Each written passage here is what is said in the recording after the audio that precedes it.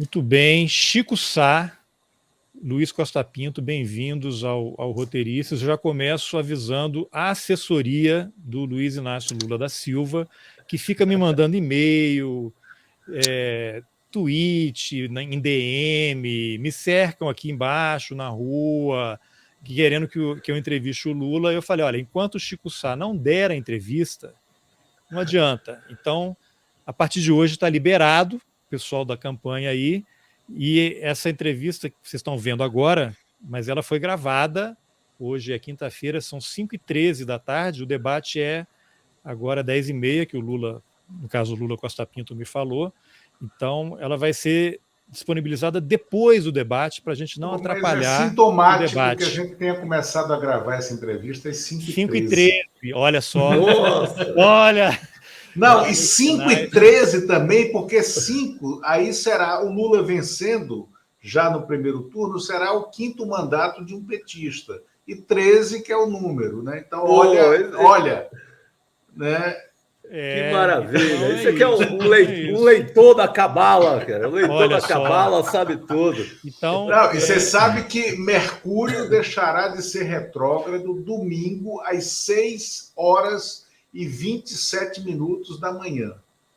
Caramba! Mercúrio deixa de ser retrógrado nesse horário no domingo. E se torna progressista. O que isso quer dizer? Você não sei. Aí você arruma alguém que entenda. E essa eleição agora não teremos o fator Acre, né? Porque eles mudaram, o TSE mudou os horários. Não, pela primeira vez. E as urnas fecharão só um fuso. Pelo horário de Brasília. De Brasília. Isso e tal. 17 horas e pronto.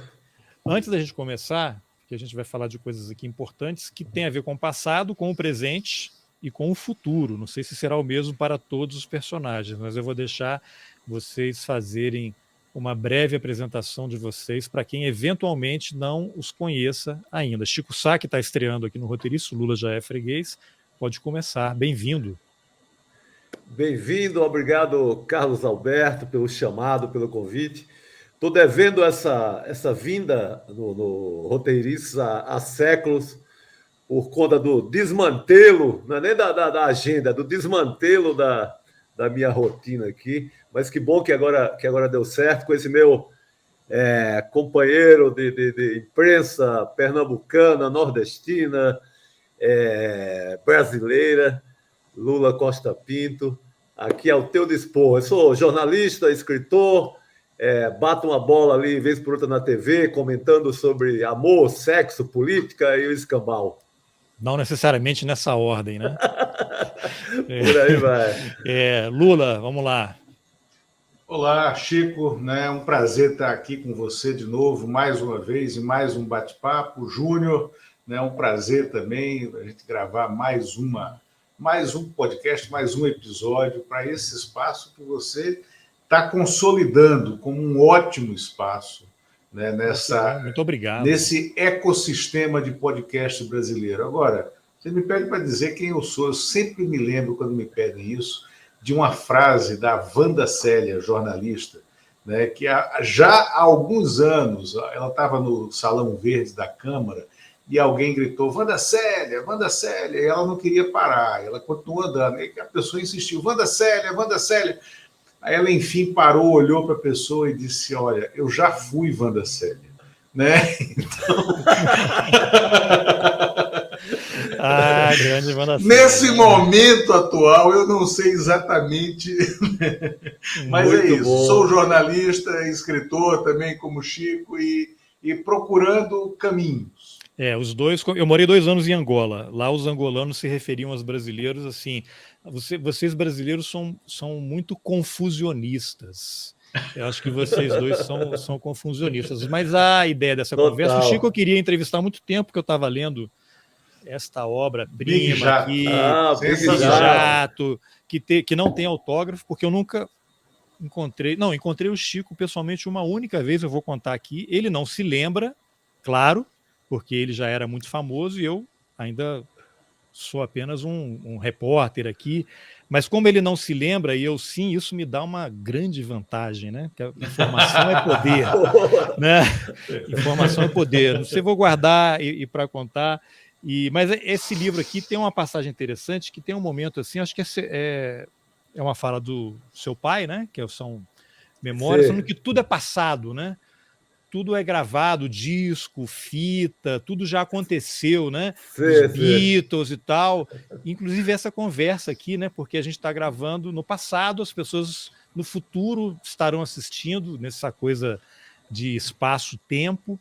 Então é uma conexão muito interessante, né, Lula? Não, então espera aí, deixa eu só falar uma coisa que acho que eu já contei essa história para o Chico. Não me lembro qual dos livros dele, né? Um livro de crônicas, né? E tem a história da importação de garotas de programa, né? Russas para São Paulo, da chegada das garotas e tal. E o Chico conta, numa das crônicas, conta um episódio que era uma espécie de, né, de test drive, né, que estava se fazendo ali, né, nas meninas. Não, era isso. Calma, era isso. E aí ele contava com os nomes reais das pessoas que estavam lá. Mas era crônica ou reportagem? Não, era uma crônica, mas tinha os nomes reais e tinha um nome que é inconfundível. Não tinha dois iguais àquele, que começava com L, tinha Z no meio, Chico, e A no final. E nasceu em Pelotas. E nasceu em Pelotas. E este personagem estava no lançamento com a mulher. Ele nunca tinha contado para a mulher essa história. Aí ele, então, pega o livro autografado pelo Chico e senta no local e fica lendo as referências a ele e tal, com a mulher. E chega nesse momento, cara, deu uma zorra total no casamento dele. Então você calma, ao contar esse episódio que você encontrou o Chico pela primeira vez, e que vê em que condições o Chico estava. Velho destruidor de lares. Quem diria? Quem diria? Não, mas eu conheci o Chico foi brevemente porque eu trabalhava na revista Época, aqui em Brasília, na sucursal, e Chico, não sei... Você estava fazendo alguma coisa em Brasília e você passou na sucursal e tinha uma secretária que trabalhava lá, que tinha trabalhado na Veja e já te conhecia lá. Você encontrou o pessoal da redação, a gente desceu do elevador, fomos apresentados e tal, assim, e daquele breve, porém intenso momento, ficou a marca de você uma pessoa muito simpática, que você me cumprimentou efusivamente, tal, não é aquele pessoal que... Eu lembro que uma vez eu trabalhava nas Vejinhas em São Paulo, lá na Editora Abril, e aí eu subi, estava esperando o elevador, e quando a porta do elevador abre no térreo, eu e o outro colega, não vou citar nomes aqui, vou citar só um nome. Quando a gente entra no elevador, já estava o Mário Sérgio Conte. 92, 3, pau quebrando, Lula... Pedro Collor conta tudo. Aí esse meu colega fala: ô, Mário Sérgio, tudo bem? O Mário Sérgio olhou assim para o lado, de cima a baixo para a gente, virou o rosto de novo ali para o teclado do elevador e ignorou a gente, né? Então, e seguiu. É assim, cara. Frio, né? Fiquei com medo ali. Eu imagino fechando uma matéria com ele, lendo a sua matéria no fechamento. Mas ele não falou, né? Porque a gente fazia isso com o Guzo, né? Oi, Guzo, tudo bem? Guzo, diretor de redação, né? Antes do Mário Sérgio ser diretor. Aí o Guzo olhava com aquela cara de nojo, assim, para quem? Bem para quem? Enfim. Mas olha só, essa conversa aqui é porque essa semana, eu vou até jogar na tela aqui, surgiu, eu fiz um tweet aqui no Twitter. O que essas três pessoas abaixo têm em comum?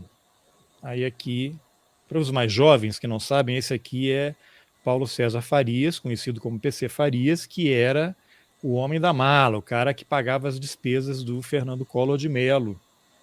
Esse aqui é o Queiroz, que todo mundo já deve saber, e esse aqui, alguns sabem, né? Mas é o Cid, que é um coronel que está lá no Palácio do Planalto e com a quebra do sigilo telemático dele aí, bancário, descobriram que ele andou pagando contas da primeira-dama.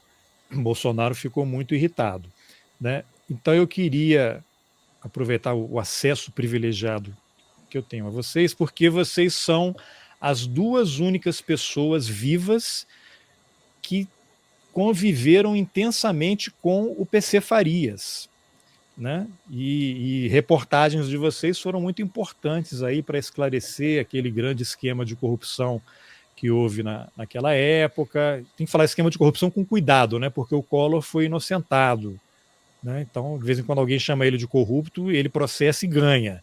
Então eu não estou falando, nenhum de nós está falando isso. Havia corrupção, não sabemos quem praticou aquilo, né? Mas eu trabalhava na Gazeta Mercantil em 92 e de repente o Jornal Nacional, Roberto Cabrini acha PC Farias em Londres. Eu, um jovem repórter na Gazeta Mercantil, um jornal de economia que nem existe mais, sabia quem era Chico Sá, nunca tinha ouvido falar. Aí depois um amigo meu falou assim, não, porque tá lá, o pessoal tem sorte, né? Chico Sá estava lá na redação da Folha, toca o telefone, era o PC Farias. Ligou para ele, contou tudo, dizendo que ia sair uma matéria no Jornal Nacional e adiantou para ele e tal. Chico, foi assim que aconteceu? Você estava lá sem fazer nada, o PC do nada liga para você, não havia uma relação, você não conquistou essa fonte ao longo dos anos, você estava lá, acho que eu vou embora, toca o telefone. Pois é, Júnior. É verdade isso? Pois é, Júnior, os caras acham que, pô, eu praticamente morei em Alagoas para isso acontecer, eu tive que frequentar muito o Cocktail Drinks, uma boate de Maceió por anos e anos para isso acontecer. Assim, foi um trabalho de conquistas de fontes que demorou, no mínimo 2 anos e meio. Então, não é um telefonema à toa, né? Mas o certo é que quando estava chegando, estava a Globo com os 50 produtores, com o Cabrini, com todo mundo, e quando começou o assédio, eu soube que a Globo estava no encalço, e eu comecei também a cobrar muito pesadamente ao PC e à família Faria, de eu estava sempre na cola, eu dei todas assim, meus melhores anos, né? Meus melhores anos. Sim, aguentei as cascatas do PC, ouvindo ele lá naquela mansão de Mangabeira, lá em Alagoas. Pô, agora na hora de comer o filé, vão deixar vão deixar alguém comer sozinho. Aí foi nessas que esse informe aí via a família, né? Augusto Farias, Romero Farias, as fontes todas. Estou revelando as fontes porque já faz muito tempo. É um caso de muito já tempo. Venceu o direito autoral, né? Já venceu tudo. Prescreveu. Né? Que na verdade, eles chegam para confirmar, mas eu sabia a informação assim, a fonte de 8º escalão. Eu realmente soube da informação na Cocktail Drinks, essa boate de Maceió, uma boate que eu frequentava, porque eu morei em Alagoas e na solidão alagoana eu acabava recorria a minhas profissionalmente, né, que você frequentava. Não, tinha que... E outra coisa, eu não era nem repórter da Folha, tinha sido, né? O repórter da Folha, o correspondente da Folha em Recife, e que ia muito a Alagoas, e tinha um correspondente em Alagoas também, que é o Chico, por isso que eu vou falar isso aqui, chamava, né? Foi assassinado, coitado. Jorge Ovídio, né? E o Jorge Ovídio, o Jorge Ovídio tinha um problema de carência mesmo, de amizade e tal. Então, quando você chegava em Alagoas, você tinha que sentar com o Jorge Ovídio, ouvir, e tinha um outro repórter, também morreu de infarto, um mais gordinho, que era do Globo lá. Não, chegou a ser... Foi da Folha também, o Ari Cipolla. O Ari Cipolla. Né? E esses dois, por sinal, quando a gente chegava, cara, sério, quando a gente passava da fronteira, né, de Pernambuco para Alagoas, né, você já recebia um telegrama. Olha, eu sei que você está chegando em Alagoas, em Maceió.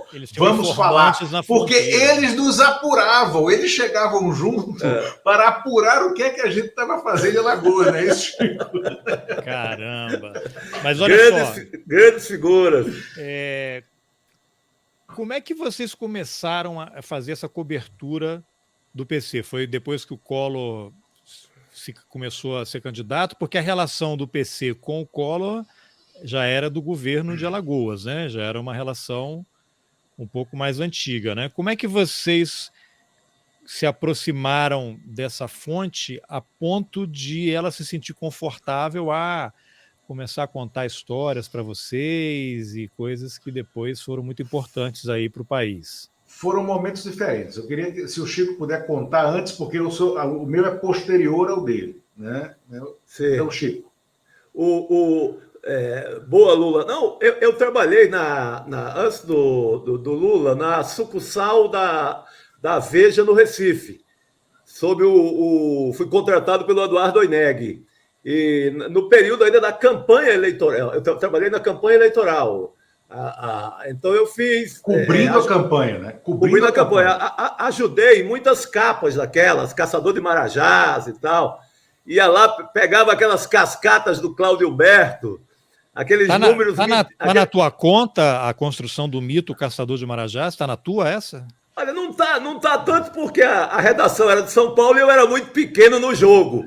Mas digamos que eu era um estagiário Você mandava o relatório, né? Revista era aquilo, você manda o relatório e dia exatamente, você vê o que mas fui muito a Alagoas, já com a tese pronta, como era típico da revista Veja, para colher números que justificassem que estávamos diante de um caçador de marajás.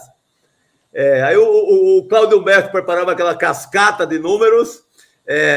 O sindicato dos funcionários, dos servidores públicos, contestava, e aí eu mandava aquele relatório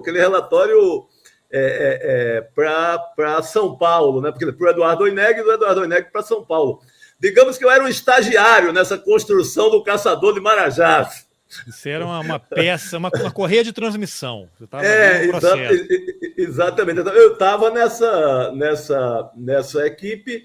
E aí sim, eu já comecei a conhecer todos aqueles personagens que logo depois eram conhecidos como os componentes da República de Alagoas e tal. O próprio Cláudio Humberto, o PC sempre na sombra, mas tinha ali o João Lira. Você sabia que existia, como atuava, né? E aí, Chico, me permita entrar, porque aí foi a mesma escola. Eu chego depois na Veja, eu começo a trabalhar em 90, o Chico já está em Brasília, com o Oineg também. O Oineg chefia a sucursal da Veja aqui em Brasília, e eu vou chefiar a sucursal da Veja no Recife. Mas aí é a escola de construção de fonte, que eu acho que a Veja foi a grande escola daquele momento, que é um outro momento da imprensa. Sim, sim. E que alguns personagens, eu, Chico, você mesmo, Júnior, né, mas outros jornalistas conservaram isso, né, até hoje, mas que naquela época era uma escola, porque as empresas podiam fazer isso, investir. Não tinha essa coisa de jornalista ter que ser esse personagem asséptico que não se mistura, que não mergulha, que apenas pergunta e que a fonte apenas fala e que você publica o que a fonte falou, muitas vezes a fonte te usando. E isso é a destruição da reportagem, entendeu? Você, para fazer reportagem, você tem que criar uma relação de confiança. Então, no meu caso, aí, nem com o PC, mas com o Pedro Collor, né, a minha relação começa até seguindo uma dica do Oineg, que me liga, né, de Brasília, no primeiro dia meu na Veja, e diz, o cara que você tem que virar amigo aí na tua base de cobertura, porque a base de cobertura da sucursal de Recife da Veja era de Alagoas ao Maranhão, era praticamente o Nordeste inteiro. Então, o grande cara é o Pedro Collor. O Pedro Collor fala muita mentira, mas também fala muita verdade e conta muita história. A gente tem que aprender a filtrar. Aí ele falou, e eu segui. Eu te sugeriria que toda semana fosse a Alagoas, nem que seja para tomar um café com o Pedro. E eu fiz isso. E um ano, e um pouco mais de um ano depois, o Pedro me dá essa entrevista. Ou seja, é o que aconteceu com o Chico, é a conservação, é a a sedução, é um trabalho de sedução de fonte. Perfeito. Né?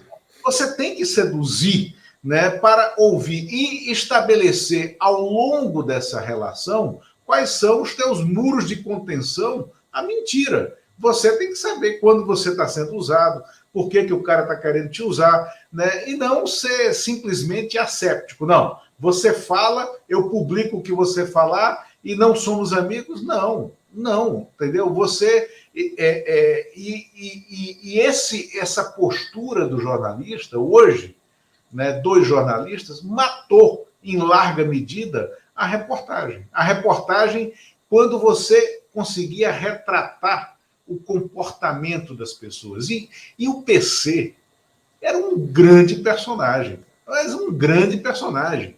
Né? Não tem, assim, aí você colocou ele ao lado do Queiroz e desse Coronel Cid, o PC era muito melhor que eles, mas muito melhor, né, Chico? Do ponto, primeiro, da formação, o PC tinha sido seminarista, o PC tinha vendido carro, o PC tinha vendido telefone, o PC tinha enganado os padres do seminário, né? O PC tinha começado a vender trator em Alagoas e se torna um grande lobista, entendeu? Mas o PC sabia o que você queria ouvir, o PC sabia negociar informação com você e que isso é do jogo também, sabia te pedir. Vem cá, dá isso aqui, porque você dá isso aqui, eu te dou isso, né, de informação, que é coisa que é ruim para mim. Esse é um trabalho de construção. Né? Aí eu me lembro, nesse trabalho de construção, contar aqui de um personagem que nós três conhecemos, que foi um puta repórter, hoje está fora de redação, trabalha com consultoria, mas o Expedito Filho, um baita repórter. E a Veja, do Mário Sérgio Conte, resolve criar uma seção que não existia, que era baseada numa seção semelhante que tinha na Esquire americana, que era o perfil. Um perfil, sempre um perfil de alguém relevante. E o primeiro perfilado da seção perfil da Veja, era um perfil alentado de 4 páginas, era o Ricardo Fiuza. O Ricardo Fiuza era fonte do Expedito. O Expedito fica ali 2 semanas conversando com o Fiuza e tal, escreve um perfil que, assim, um perfil correto, bem feito, mas que faltava uma pimenta, faltava uma história que fosse evidentemente contra o Fiuza. E aí o Mário Sérgio diz, essa matéria está muito a favor, eu não vou publicar essa matéria porque esse perfil só fala bem, eu preciso de uma história contra. Só que o Fiuza queria ser o primeiro perfilado da Veja. Né? Aí o Expedito fala para ele, Fiuza, o teu perfil não vai sair não, porque está muito a favor, eu não consegui. Né? Você, sabe... Não consegui achar nada que te desabanasse. Não, isso. Aí sabe o que o Fiuza fala? Não, eu vou contar uma história contra mim. E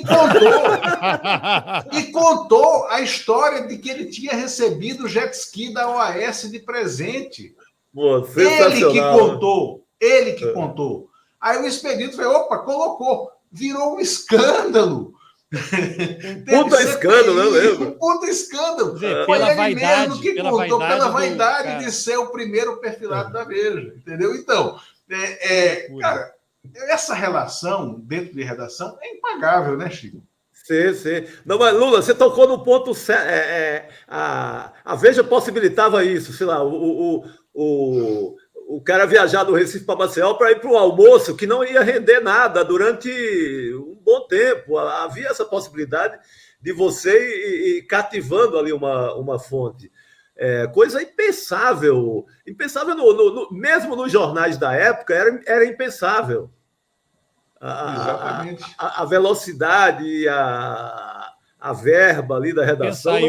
Hoje nós temos a praga do setorista de Twitter, né? O Eduardo Bolsonaro faz um tweet e aí alguém faz uma matéria de 30 linhas. Né? Eu acho que Eduardo Bolsonaro e a família deveriam estar restritos às páginas policiais apenas. Mas aí as pessoas fazem essas outras coisas que é uma loucura. Agora, Chico, você Que relação você estabeleceu com o PC? Você ia lá, ele, como personagem, era uma pessoa absolutamente sedutora, daria para dizer isso? Boa. Não, eu tive essa parte, essa primeira parte alagoana, a partir da sucursal do Recife da Veja, e aí interrompeu. Eu fui cuidar de outras coisas, fui para o Estadão, depois para a Folha, e não estava obrigatoriamente cobrindo nem o governo Collor. Aí, quando, naquele momento mais crítico, já na CPI que o Lula brilhou assim como repórter, naquele momento ele contrata o Antônio Cláudio Maris de Oliveira como advogado criminalista. O Maris era a minha principal fonte de outros assuntos, de crimes. Ele é um grande criminalista aqui de São Paulo. Então, o Maris era uma grande fonte de outros assuntos, não obrigatoriamente da política.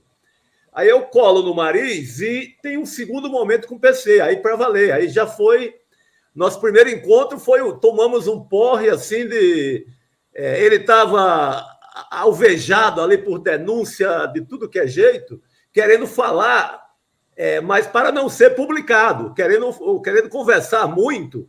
E eu servi ali de terapeuta, eu fui ali de ouvido de aluguel. Então, fui com ele e com o Maris e ficamos tomando um uísque num flat que ele tinha aqui na Vila Olímpia uma noite inteira. Aí isso se repetiu e eu consegui guardar, não publicava. Ele foi ganhando uma confiança.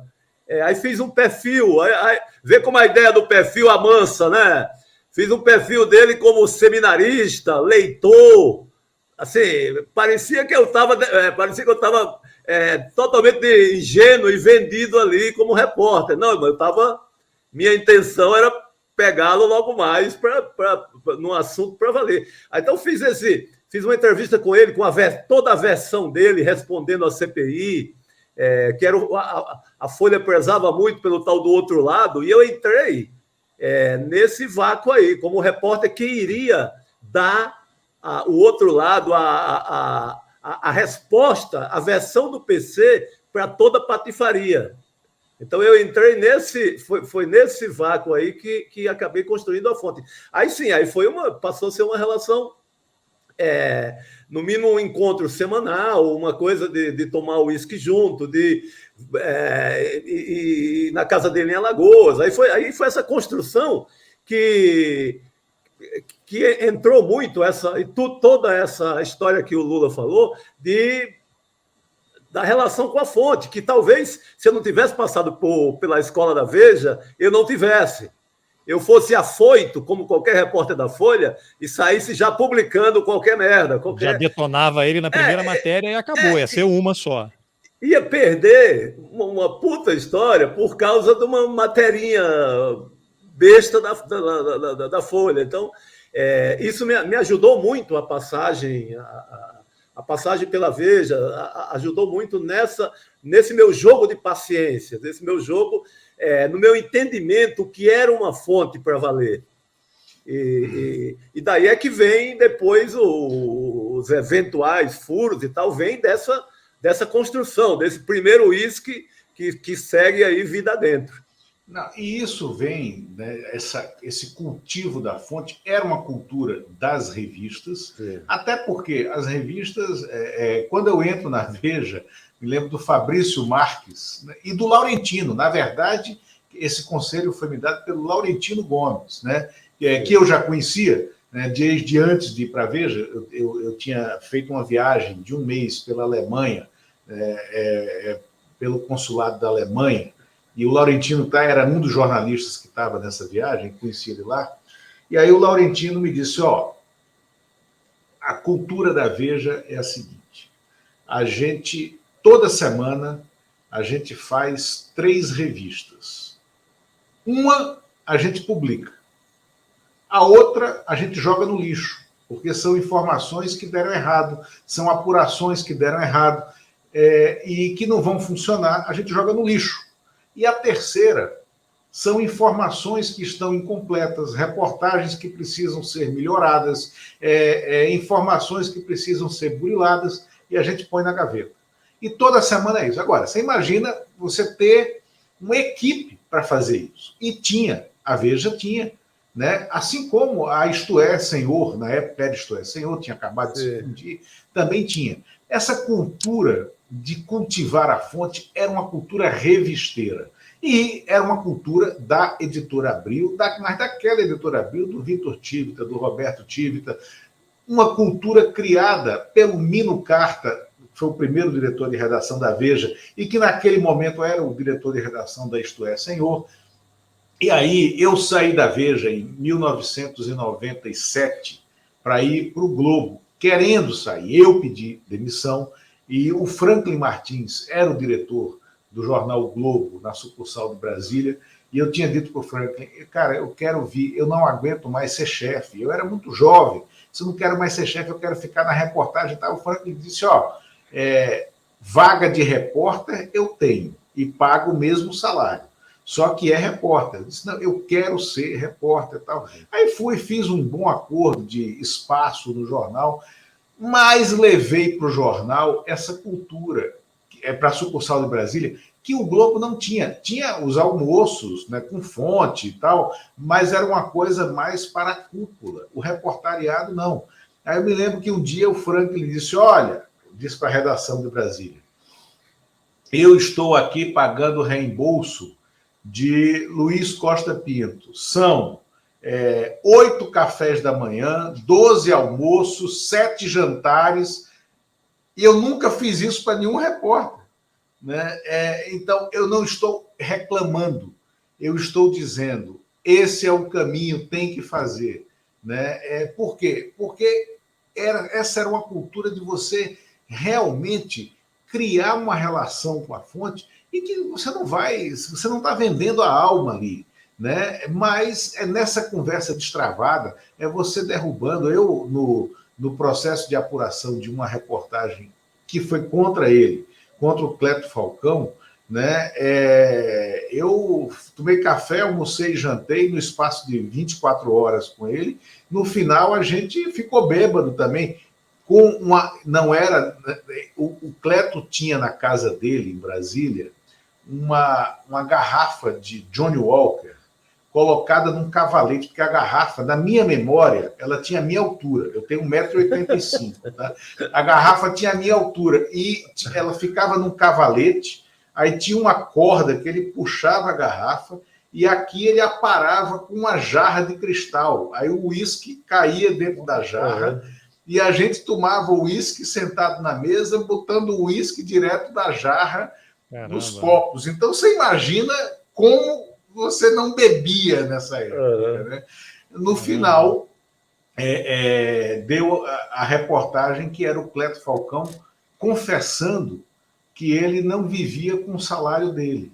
Né? Ele vivia porque os amigos o mantinham, os amigos empresários. E ele acabou perdendo a liderança do governo Collor, né, em razão dessa reportagem. E ele estava também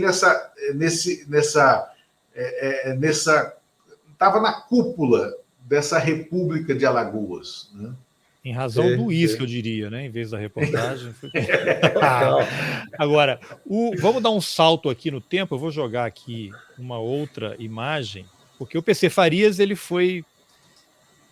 fugiu, né? Ele foi para o exterior, foi lá para Sudeste Asiático, depois ele deu aquela entrevista em Londres, eu não me lembro agora, ele foi preso no exterior e veio para cá preso, ele voltou e foi preso aqui? Ele foi preso em Bangkok. Bangkok. Ele fala... a Folha, eu dou aquela história na Folha, o Jornal Nacional dá no dia seguinte.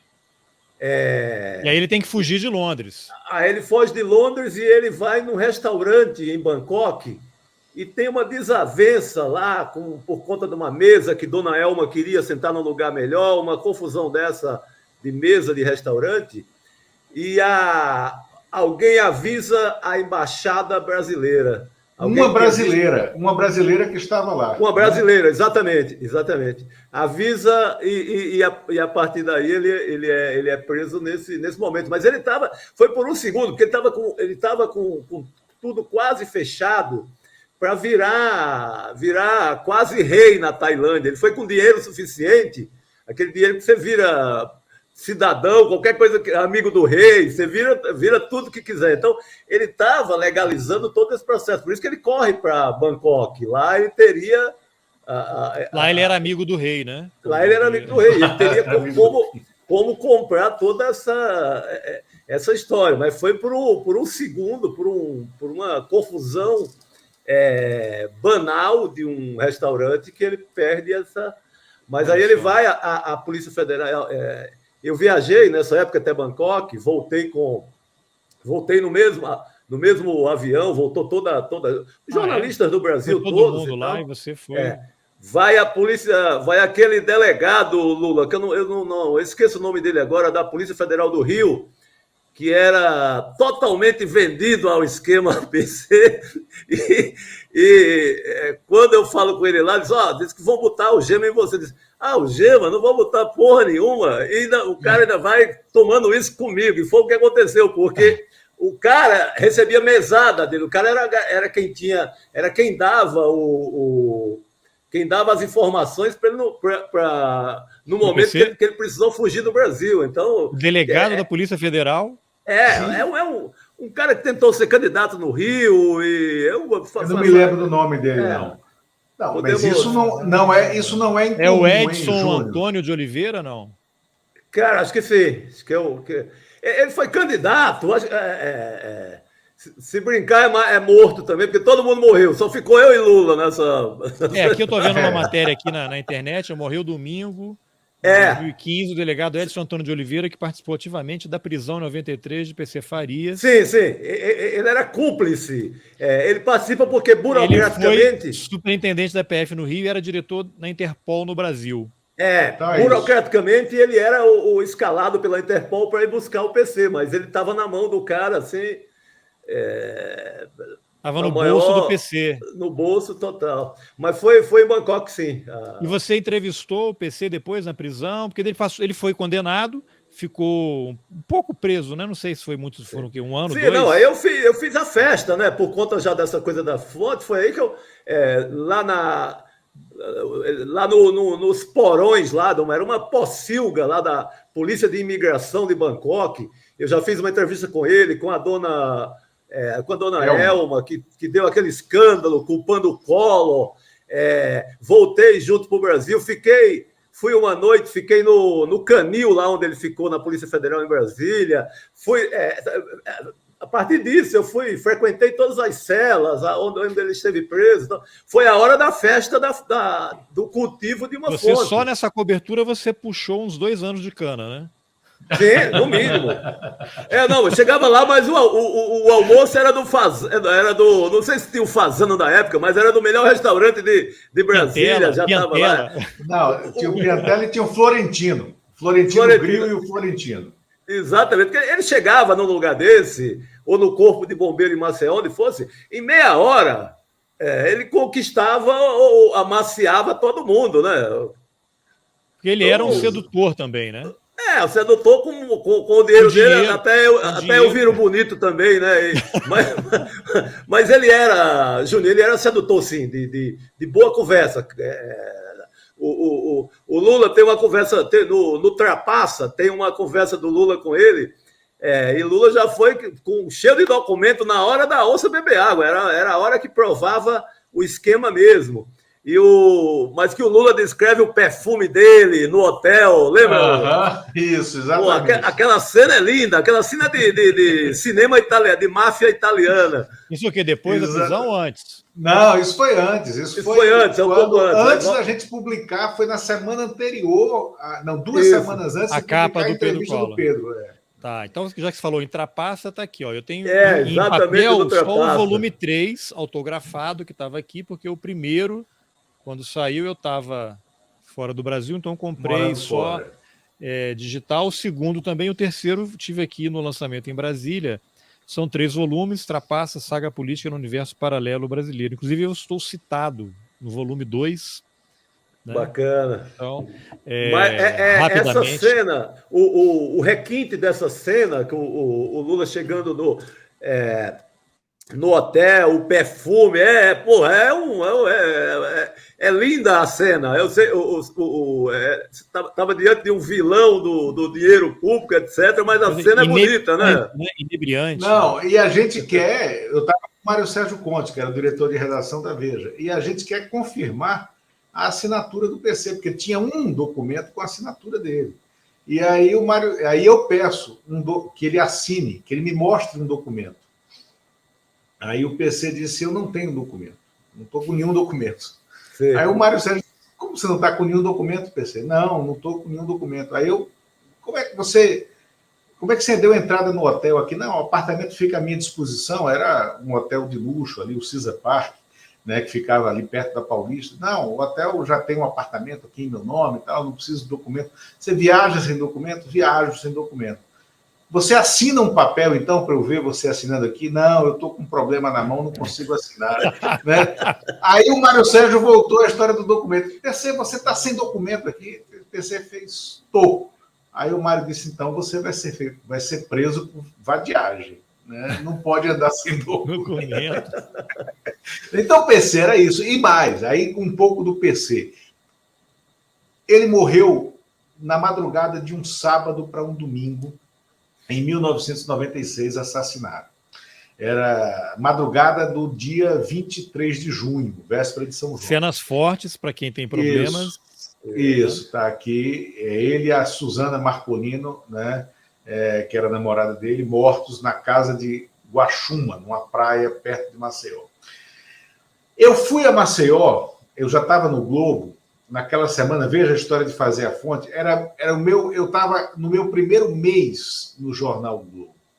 E aí eu tinha combinado com o Franklin que o PC estava evoluindo para o regime semiaberto. Ele ia passar a trabalhar fora da cadeia já, e ele iria voltar inicialmente só para dormir na cadeia, e depois ele ia ficar no regime aberto. Né? Então, já no semiaberto, era a primeira semana dele no semiaberto, eu combinei de fazer uma reportagem para sair no Globo, e saiu no domingo, em que ele já estava morto, porque foi assassinado na madrugada, e eu fui a Maceió, então, fui almoçar com o PC na casa dele, naquela casa que fica lá no Tabuleiro dos Martins, que é um bairro de Maceió, um casarão, é dos filhos dele até hoje. E fui almoçar lá. Ele, inclusive, tinha construído a casa no formato do hall do Hotel Maxud Plaza, que era onde eles se hospedavam em São Paulo. Então, era uma casa retangular, com uma área vazada no meio, né, onde tinha um jardim de inverno, e todos os quartos tinham um corredor retangular também, de circulação interna, como eram os corredores do Maxud Plaza, que davam para uma visão desse jardim de inverno, né, ali no pé. Né? Então ele fez uma casa à semelhança arquitetônica do Maxud. Aí eu chego para almoçar com ele e olho uma série de quadros colocados na parede, mas escondidos com lençol branco. Aí eu olhei e perguntei assim: PC, você vai pintar a casa? Aí ele fez: não. Eu fiz: e por que esses lençóis aqui? Para esconder meus quadros. Aí eu perguntei: esconder de quem? Ele fez: esconder de você. Eu disse: mas por que esconder os quadros de mim? Aí ele fez: porque eu não declarei na Receita Federal esses quadros. E tem quadros muito caros aí, e eu não quero que você diga quais são os quadros que tem. Né? Então, esse era o PC. Esse era o PC. Cara. Que história, cara. Bom, agora, não sei se é uma dúvida, né? Quem é que matou o PC? Foi a Suzana Marcolino. A Suzana Marcolino estava tendo um caso, né, com um dentista. Um dentista, né? Vazaram depois ligações dos dois, ou mensagens e tal. E a versão que saiu primeiro é que ela matou o PC e depois se matou, né? Mas essa versão aí não rola, né? O que vocês podem... Para a gente dar um fecho no PC e dar o salto para os personagens de hoje, tendo como fio condutor essa história aí de dinheiro, né? Que hoje evoluiu ou involuiu para rachadinha, né? Porque o PC era um cara sofisticado. Chico. Quem é que matou o PC? Ô, Júlio, cara, essa daí é uma. É a pergunta de $1 milhão. Porque ficou essa versão oficial, depois os seguranças, todo o entorno do PC, foi todo mundo absolvido ou receberam perdão ali, não sei como é aquele termo técnico. Não, foram absolvidos. O julgamento, não. O julgamento não condenou ninguém. Eu acho que o julgamento só acabou em 2018, 2019, uma coisa. Caramba. Mas ninguém é condenado. O que seriam os caras que ouviram, entraram no quarto depois, um segundo depois dessa versão que ela dá o tiro, ele mata ela e acaba por ali. Então, não se tem mesmo, é totalmente aberto. Eu não. E vocês firmaram alguma convicção pessoal a partir das coberturas e dos convívios? Não, assim, houve uma guerra de laudos, né? Que Badam Palhares, que era versus um período Jorge Sanguinetti. Jorge Sanguinetti. Então, ficou nessa.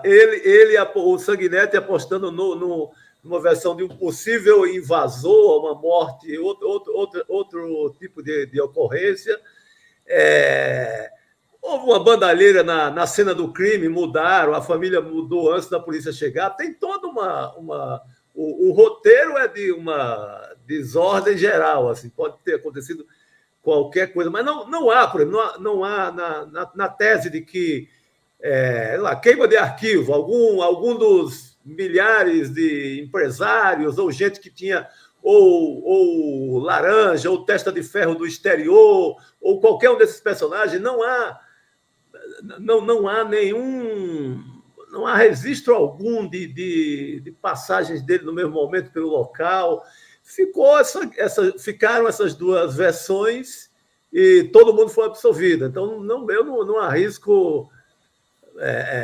Não sei se o Lula tem alguma teoria, mas eu não consigo arriscar nada aqui. Bom, primeiro, Júnior, foi, na minha opinião, e para mim, a cobertura, a morte do PC, quer dizer, aquilo que se segue na esteira da morte do PC, eu fiquei 45 dias em Maceió e me mudei mesmo. Eu saí de Brasília e me instalei lá no Hotel Maceió Mar.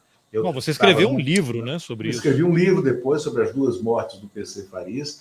Foi a cobertura mais tensa de mídia que eu já vi, que eu já passei. O Chico estava na Folha, toda a imprensa, exceto a Folha de São Paulo, se hospedou no Maceió Mar. O Maceió Mar virou o Press Club, né, de Maceió. O Chico ficou onde? Não, o Chico não. Otton Pajussara. A Folha criou uma sucursal, mandou o Beraba, né? O Beraba. Não, foi o Caversan, Luiz Caversan. Isso, o Luiz Caversan, tá certo? Luiz Caversan, para ser uma espécie de chefe de reportagem, mandou diversos repórteres e fotógrafos, mandou um representante do painel, era um cara só para fazer nota do painel, e aí tinha a turma de reportagem, tinha uns 6 da Folha. E o Fernando Gabeira. O Gabeira, exatamente. A Folha montou uma sucursal para fazer uma. Você tem noção do que é essa cobertura? À luz do que Editoria PC Farias. O jornalismo de hoje? Não, pois é. O Globo primeiro me mandou, porque veja bem, eu estava de plantão, era o meu primeiro plantão, chefiando a sucursal do Globo, do plantão do fim de semana, quando telefona uma pessoa, e eu achava que era um trote, porque era a Patrícia Andrade. A Patrícia Andrade, filha do Evandro Carlos de Andrade, que era o grande diretor, né, das organizações Globo. Patrícia Andrade, que é roteirista hoje, né? Roteirista dos 2 filhos de Francisco e tal. Ela era repórter também lá, e ela estava chefiando o plantão do que se chama em redação aquário. O aquário é o local onde ficam confinados os chefes na redação. Só que a Patrícia Andrade é homônima da minha mulher, Patrícia Andrade. E eu era novo no Globo, eu tinha um mês de jornal. Aí me liga, olha, Lula, aqui é a Patrícia Andrade. o PC foi assassinado. Aí eu fiz o quê? Eu fiz um PC Farias foi assassinado. Eu disse, tá, vai, conta outra. Aí, pum, desliguei o telefone. Aí ligou de novo. Aí eu falei, Lula, aqui é a Patrícia Andrade, eu estou no plantão do Aquário, o PC Farias foi assassinado. Eu disse, vem cá, na boa, eu estou publicando, amanhã está saindo já o jornal com a minha matéria com o PC sobre a vida dele, o que ele quer e tal. Aí você vem me dizer, usando o nome da minha mulher, né, que o PC foi morto, aí pum, desliguei de novo, né? Aí nisso toca o telefone de novo, aquela voz dele assim, Lula, é o Ali Câmara, que hoje é o diretor de jornalismo da Globo, da época era editor executivo do Globo. Lula, é o Ali. Oi, Ali. Ô, Lula, a Patrícia Andrade, ela está querendo falar com você. Eu disse, Ali, eu achei que era Trote. Trote. Ele falou, não, é a Patrícia Andrade. O JN vai dar o plantão agora. O PC foi assassinado. Aí eu falei, como, Ali? Ele falou, não sei. Né? Vai embora para o aeroporto. Pegue um fotógrafo e vai embora para o aeroporto. Acontece a história. Caramba! Aí eu fui e comecei a fazer as matérias, né? E aí o Globo resolve mandar um outro repórter que tinha uma tese um pouco diferente da minha, porque eu, assim, olhando o que tinha acontecido, e isso para mim ficou claro nos 2 primeiros dias, era muito possível o que tinha acontecido. A tese, que era a tese oficial, a Suzana matou o PC. E depois ela se matou porque ela foi descoberta, não só... Veja bem, o PC, ele conhece a Suzana Marcolina, era uma fornecedora de marmita da cadeia onde ele estava preso, em Maceió. E ele se apaixonou por ela, que ele queria ter um caso tal, e passou a ter um caso com ela. Ele se apaixonou, ele estava preso. Ela era uma menina muito mais jovem, bonita, né? E ele começou a financiar a vida dela, ajudou ela a montar uma boutiquezinha, né? Deu um carro, deu outras coisas. E ela, nesse devaneio dela, em São Paulo, ela viajou a São Paulo, aí ela conheceu esse dentista em São Paulo, foi jantar com ele no Carlota, lá na Rua Bahia, né, no bairro de Higienópolis, né, se apaixonou, ficaram juntos, tal. Ela foi descoberta e o PC estava acabando a relação, ia deixar ela, ia devolvê-la para aquela vida simples que ela tinha, difícil que ela tinha, né? Ela tinha muitos motivos para cometer o crime, porque o mundo dela, o pequeno mundo dela, estava desmoronando, né? E ela ia ser conhecida como uma garota de programa, né? Então, eu achava factível a tese oficial, né? A tese normal de Suzana matou PC e depois se matou, né? Mas aí o Globo disse, não, vamos mandar o Thales Faria. O Thales acha que é o contrário disso, que não foi, que tem assassinato e tal. E o Thales vai fazer uma apuração contrária. O Globo fica, então, digladiando, né? E colocando o que é normal, é saudável no jornalismo, né? Então, Júnior, 45 dias lá depois, eu não vi nenhuma evidência, né, que tenha mostrado que a Suzana foi assassinada. Mas também não vi nenhuma evidência da tese em contrário. E aí tem uma frase que me foi dita pelo governador da época de Alagoas, o Divaldo Suruagi, que era o seguinte, ele era governador, ele disse, nada mais natural no nosso mundo alagoano se os seguranças matassem a Suzana depois de ela ter matado o chefe dela. Por que não? Então, era uma coisa na cabeça deles tão natural, e aí você autoriza a possibilidade de ter havido um crime encomendado, entendeu? E de a Suzana ter sido plantada ali para executar o serviço que nenhum deles quis executar, né? Tudo pode ser. Até porque, como disse o Chico aqui no começo, do ponto de vista da apuração criminal, foi feito não foi uma barbeiragem, não foi por acaso. eles simplesmente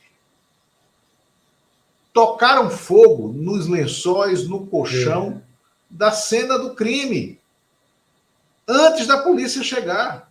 A cena do crime foi mexida antes da polícia chegar, a polícia técnica. Então, aí zorra acabou. completa. Aí acabou. Sim. Então, muito bem. Essa é uma história que ainda permitirá para os historiadores, jornalistas do futuro revisitarem eventualmente, mas vamos voltar aqui então para a gente dar o nosso fecho com essas figuras aqui, né? Temos agora Queiroz, que é o operador das rachadinhas, e o Coronel Cid.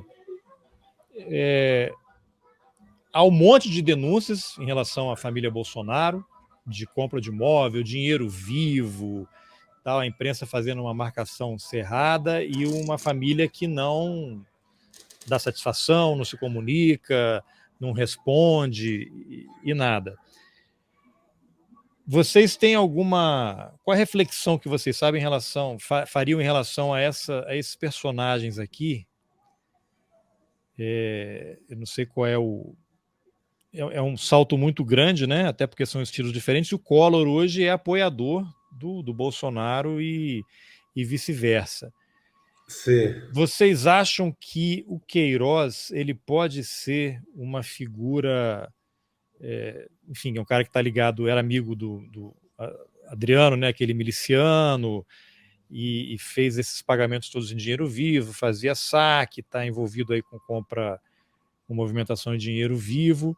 Vocês acham que esse cara pode representar para a família Bolsonaro um problema como o PC foi para o Collor? Que no fundo foi a questão da corrupção toda, o do Fiat Elba lá, que desandou todo o processo, né? Que avaliação vocês fazem sobre essas figuras aqui, que funcionam meio como laranjas, né? Como operadores em proporções diferentes? Vocês acham que... Qual é o estrago possível desse pessoal em relação à atual família presidencial? Olha, Júnior, eu acho que o Lula foi muito feliz essa semana quando ele resgatou, e por isso que é importante a nossa memória dessa política aí de 90 para cá, no mínimo, que é o que está na trilogia Trapaça do Lula e tal. O Lula resgatou, quando apareceu esse caso mais recente do Planalto, dos gastos particulares da Michelle Bolsonaro, da primeira-dama, o Lula lembrou uma frase que é importantíssima, que é uma pérola do tempo do PC, que é Madame está gastando muito. Madame, no caso, era Rosane Collor. Essa frase ligava o duto ali, né? O dinheiro do PC às despesas da família do Collor. Esse caso revelado agora nos lembra realmente muito isso. Quando o Lula falou de meu Deus, aí eu fui até atrás das matérias da época, isso, as despesas de primeira-dama sendo bancada por outra fonte ou por um dinheiro que não se sabe bem a origem, ou se é do cartão corporativo ou não é. Falaram que era do dinheiro particular do próprio Bolsonaro, mas vem por intermédio desse personagem, esse personagem palaciano aí, o Coronel Cid. Nesse aspecto, e essa frase resume muito, é muito parecido com a operação do PC. Só que a operação do PC, pelo tamanho, pela proporção, por ser um cara que praticamente fazia um balcão de monopólio de toda a corrupção do governo Collor, é de outra proporção. É um personagem também da sombra, como era o Queiroz, um personagem do rolo que chegava a abastecer a primeira-dama, mas eu acredito em outra proporção, uma coisa mais de varejo, rachadinha,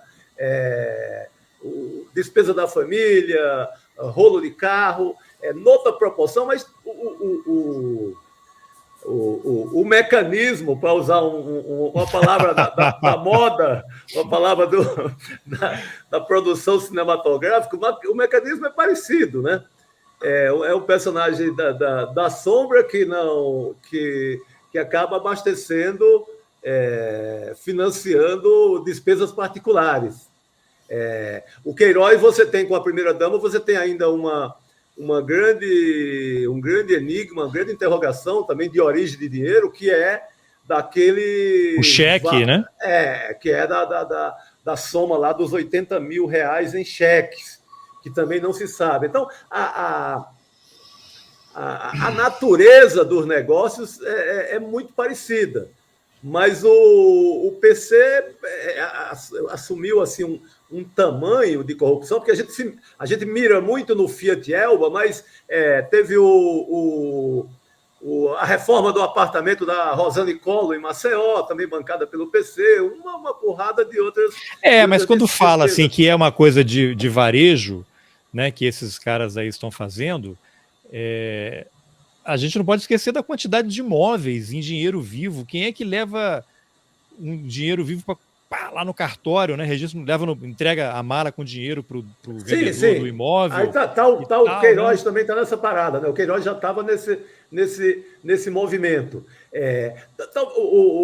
Se a gente for focar na questão... 51 imóveis, né? Muito imóvel. Sim. Se a gente for focar na questão da possíveis crimes, talvez seja a mesma coisa, porque o crime, se é o Fiat Elba, se são 51 imóveis, se são as despesas do cabeleireiro da Michele Bolsonaro ou não, como veio a público agora no caso do Coronel Cid, o crime é o mesmo. O crime é um dinheiro que não se sabe de onde, que não se sabe a origem, abastecendo despesas particulares, imóveis ou compras de luxo de primeira-dama. Então, o problema não é o dinheiro vivo, é a origem. A origem. A origem. E outra coisa, essa frase eu acho que lapidar, essa frase era o PC, e ela foi revelada pela primeira vez pelo Pedro Collor imitando o jeito, né, do PC, dizer, Madame está gastando muito. Aí ele chamava o PC de Paulo César. O Paulo César fala isso para todo mundo em Maceió. Madame está gastando muito, porque ele que paga as contas. Tal. O que se descobriu é que naquela época não tinha Pix, né, mas tinha o cheque ao portador. Né, que, aliás, tinha o cheque ao portador que o Collor acabou no plano Collor. Então, como é que o PC pagava? Eram cheques assinados pela secretária dele, a Rosinete Melanias, em nome de 2 ou 3, um deles era Flávio Ramos, de fantasmas, né? Eram personagens fantasmas, quer dizer, eram perfis criados como se fossem os robôs de... Perfis fakes. Perfis fakes, mas criados do sistema bancário, usando CPF de gente morta. Eles tinham uns 6 ou 7 perfis desse, que tinham conta bancária, aí essas contas eram criadas dentro ou do Banco Rural, né, ou de um outro banco, né, e aí eles passavam a assinar cheque e faziam cheques para eles mesmos. Esses cheques eram, então, endossados, entregues ao motorista, que era o Heriberto França, que era o motorista da secretária do Collor, e ele ia no banco com aquele cheque assinado por um fantasma e endossado pelo fantasma, nominal ao fantasma, sacava o dinheiro e pagava as contas da madame. Agora, esse escândalo, o que é que se descobre? Que o motorista, no caso, ora o Queiroz, ora o coronel do Exército, da Ativa. Naquela foto que você colocou aqui, ele está com o uniforme do Exército e a gravatinha borboleta. Uniforme cinza, é uniforme de gala. É em alguma festa. Você pode ver aqui essa foto cordinha, aqui, eu vou pegar aqui a origem dela, peraí. A cordinha. Então, veja bem, e é ele que produz a grana. Ali eu dei um corte na foto, a foto é essa. É ele que produz a grana para pagar, isso é algum evento solene, porque o Bolsonaro está aí fantasiado de pinguim com faixa presidencial e com as condecorações. Essa é Esse é o cordão do Cruzeiro do Sul, que é a maior condecoração brasileira, né? Acho que é a Gran Cruz do Cruzeiro do Sul, que está pendurada aí nele. Né? Então, veja bem, era esse cara que pagava as contas da cunhada da Michele, da própria Michele, né? Do irmão de não sei quem, a partir do Palácio do Planalto. Então, cara, é óbvio. E ele está no inquérito das fake news também. Ele está no inquérito das fake news, pagando para a produção de fake news.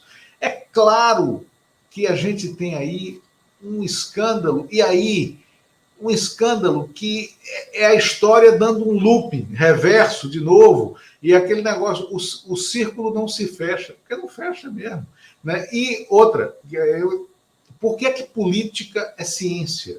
Política é ciência porque se repete, porque as experiências se repetem. Você consegue reproduzir. Você consegue reproduzir. A gente está vivendo uma reprodução piorada, farsesca, do que foi aquela camarilha montada pelo Collor, né, para roubar, para usar o palácio, para usar os cofres públicos, para se locupletar, achando que o público era privado. Né?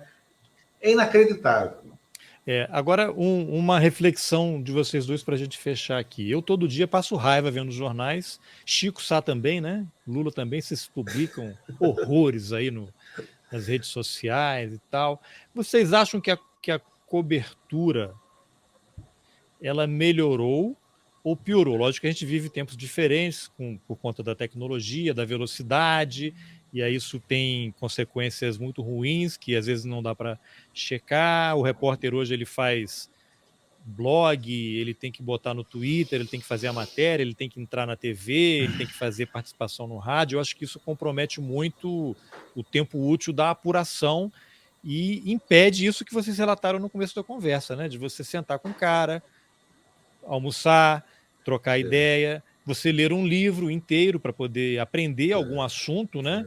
A história que você vai poder usar, né? Se utilizar dessas ferramentas para poder construir um raciocínio interessante.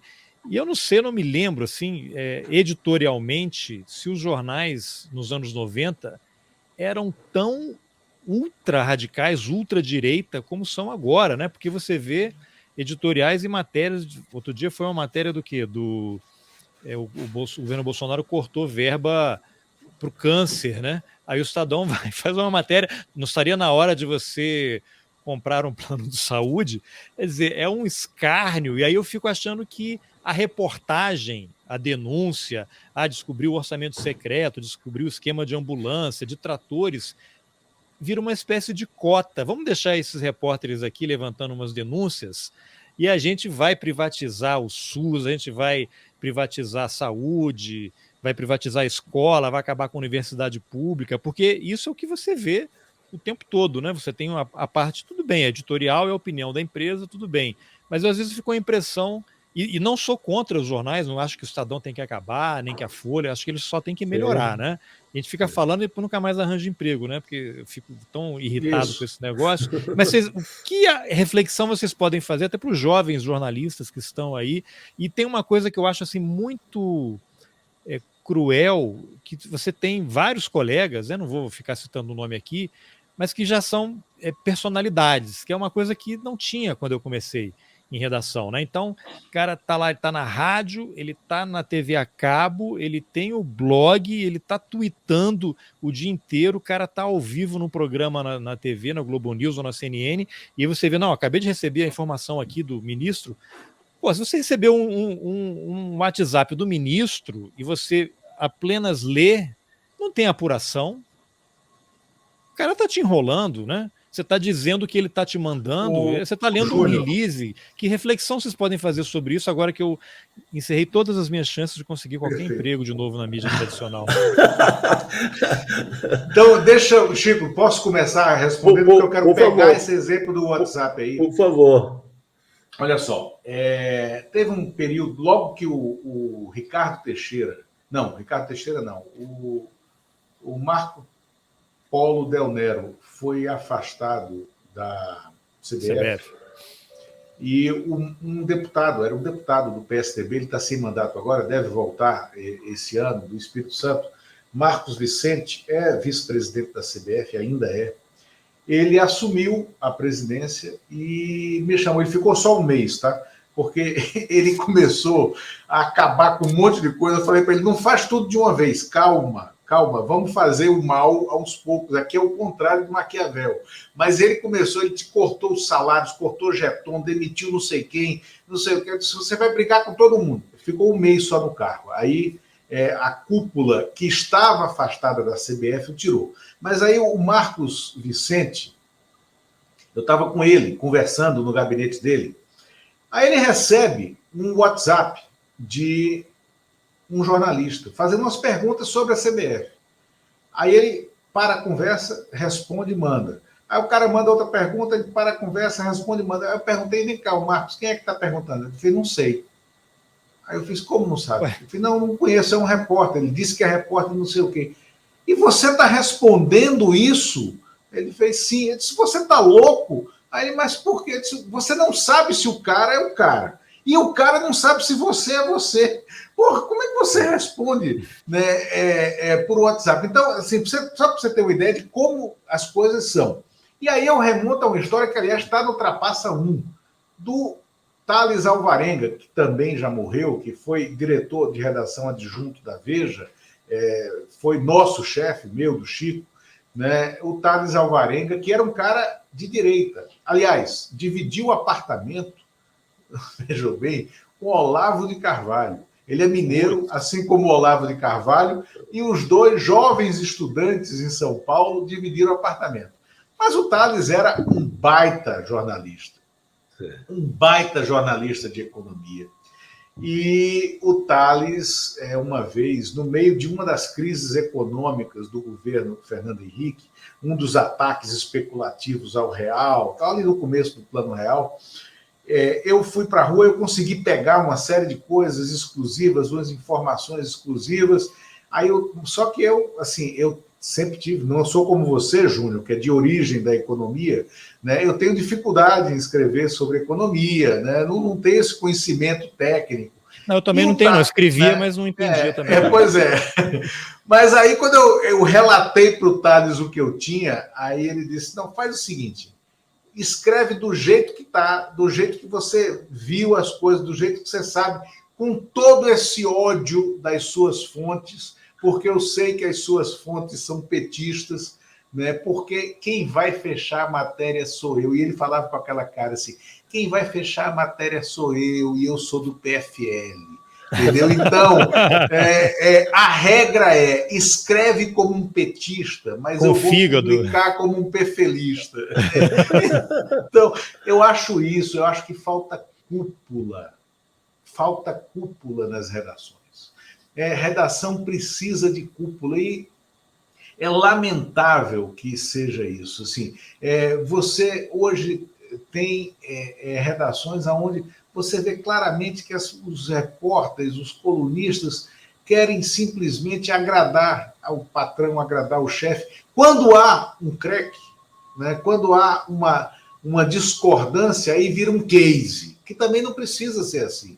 Porque eu já quebrei pau dentro de redação contra chefes meus e não fui demitido, nem pedi demissão, nem ninguém ficou sabendo fora, nem eu saí para pedir para um veículo concorrente publicar aquela reportagem que não saiu lá, tal, porque era normal que acontecesse isso. Agora, esse fenômeno das redes sociais, em que os repórteres viram celebridades em torno de uma matéria só, ou então de uma pauta não publicada, porque eles brigaram com a chefia, eu acho que aí também é um pouco demais, entendeu? E aí eu acho que a gente vive uma grande crise do jornalismo, né? Do jornalismo, da credibilidade, né? É que tem muita gente boa querendo voltar a publicar, né? Mas a gente não tem como remunerar, né, essa grande redação que está fora das redações.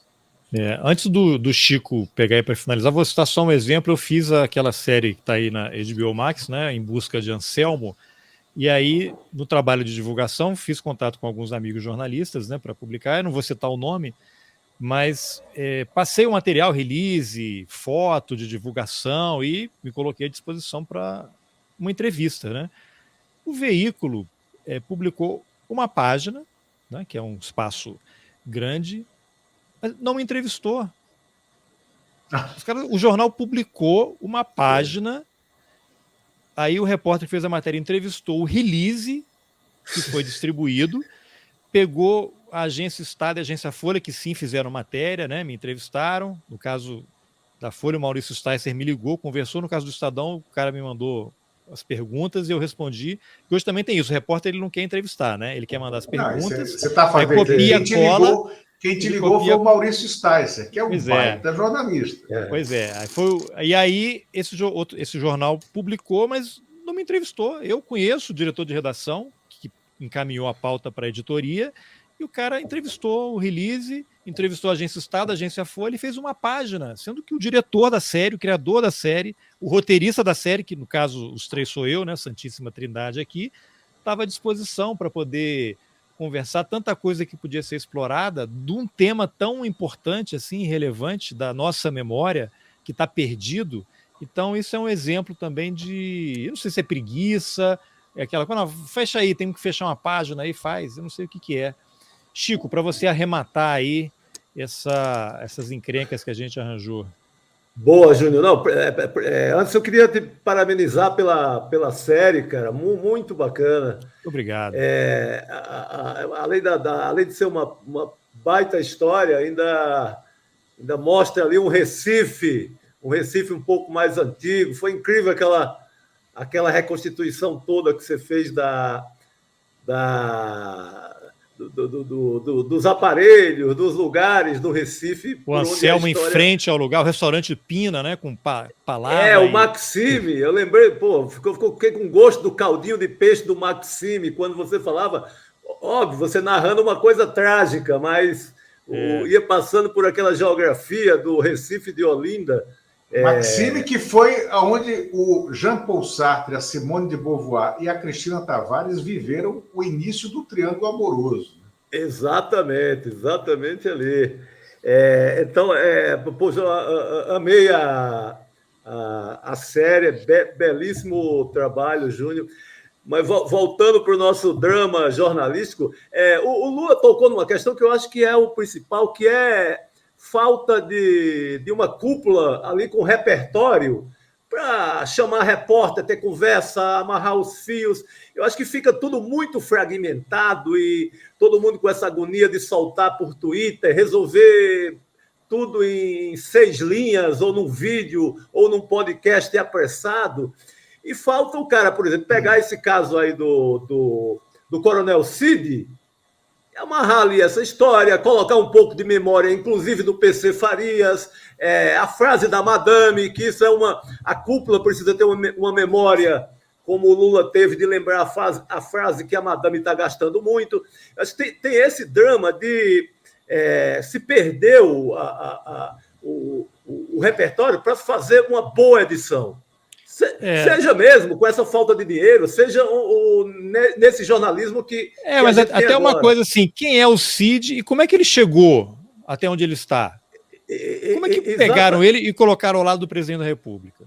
Exatamente. Falta contar, acho que mais a arte de saber contar a história. Eu acho que se gasta de forma fragmentada no Twitter, na matéria mal feita e avexada, e perde-se a oportunidade de contar uma história ali com mais força. Essa história do Coronel Cid, numa capa de uma revista de Veja ou de Isto nos anos 90, era demolidora. Era CPI. Tinha CPI do Coronel Cid. Porque ela não apareceria dessa forma fragmentada para alimentar a rede social apenas. Ela aparecia como uma coisa definitiva.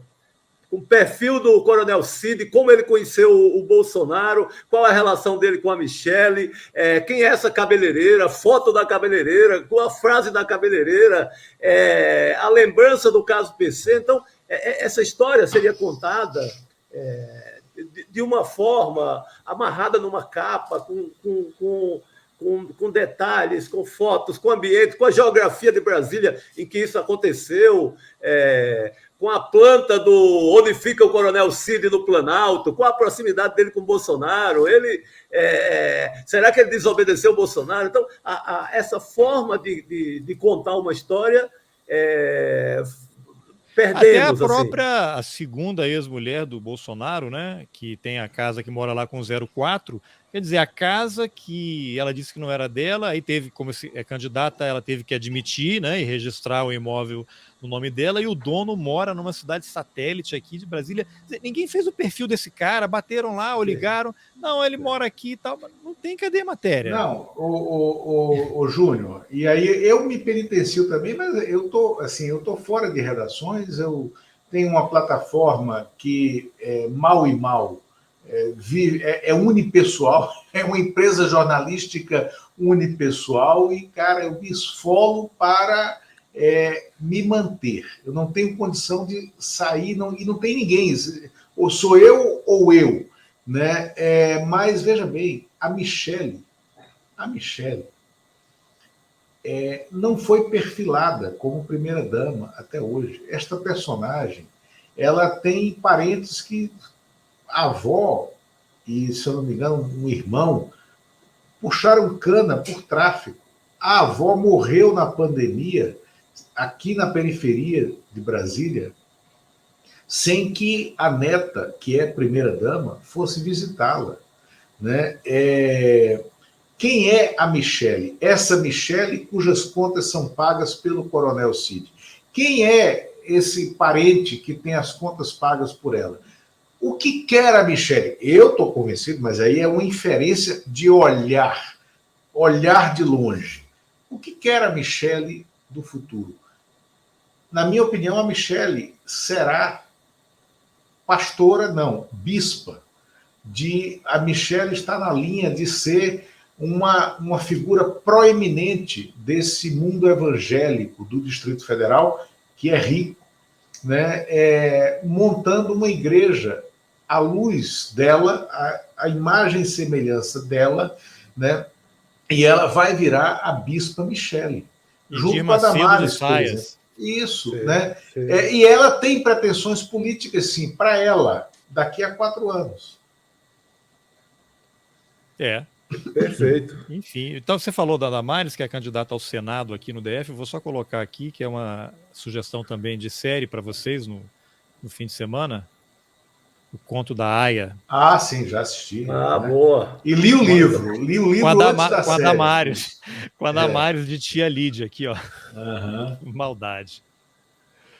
Gente, não sei, Chico quer dar um arremate aí, porque eu acabei atravessando aí você na sua conclusão aí. Não, imagina, pô, eu queria te agradecer por ter pautado essa conversa. É uma memória minha e do Lula, e agora essa memória sai um pouco avivada, né?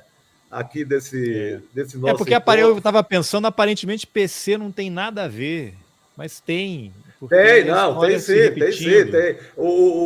Pode ter uma diferença ou outra de proporções do perfil do PC, que é um cara mais refinado, digamos assim, é menos miliciano, digamos assim também, não é? Tinha outra categoria. Tem outra categoria, outra formação, né? Um veio do seminário, o outro é mais da PM, da milícia, são submundos diferentes. Uhum. São submundos um pouco diferentes, mas tem muito a ver.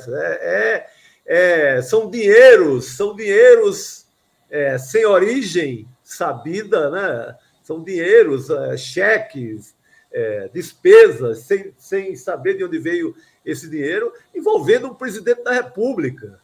Então, aí temos todas as novelas e dramas possíveis, público invadindo o privado e vice-versa. Aí tem assunto para 10 CPIs. Vamos ver o que acontece aí, né? Então, eu agradeço muito aí a presença de vocês. Vou de novo mostrar aqui Big Jato. Eu não tenho o novo. O novo você tem aí? Cara, Tá não aí está na aqui, mesa, não tá não. aqui no meu, não tá aqui Não, no mas meu tudo entorno. bem. E Mas aqui para tranquilo, não, pauta já é o Big a Jato tá valendo. trilogia. E aí uma última pergunta aqui para o Chico, que eu estava pesquisando aqui, vocês. Isso aqui já deve ter passado há muito tempo, né? Mas aí eu estava fazendo aqui, aí esbarrei aqui na pesquisa com o site Conjur. Você já resolveu esse problema aí? Ah, sim, cara, mas foi um problema muito pesado, cara. Foi Você foi uma, preso? uma condenação. Não, foi derrubada no STJ. Caramba, teve que surgir Foi para o STJ. uma condenação em primeira instância por uma crônica, digamos assim, um texto no Diário Popular, para onde eu estive num desses intervalos da Folha. Em 2003. Isso, Vai fazer trabalhava lá 20 anos. com o nosso amigo Josemar Josemar Gimenez, Gimenez. que o Lula conhece também. E era um artigo, a cúpula da Polícia Militar de São Paulo se sentiu muito ofendida, porque era uma defesa ali dos sem terra. Foi naquela primeira prisão espetacular que fizeram do Zé Rainha e mais outros personagens do MST. que jogaram no Carandiru, assim, de uma forma mais cruel do mundo. Eu fiz um texto e tinha uma expressão lá que a Polícia Militar se sentiu muito ofendida, que era os sem terra e os sem cérebros. Essa frase foi muito espalhada na corporação, entre a tropa, e pegou de jeito. Eles caiu num juiz completamente, um juiz que tinha digamos, uma relação das mais promíscuas com essa cúpula da Polícia Militar. Acabou rolando a condenação. Eu creio que também um pouco o Diário Popular estava numa fase já sendo vendido para o Grupo Globo, que iria virar Diário de São Paulo.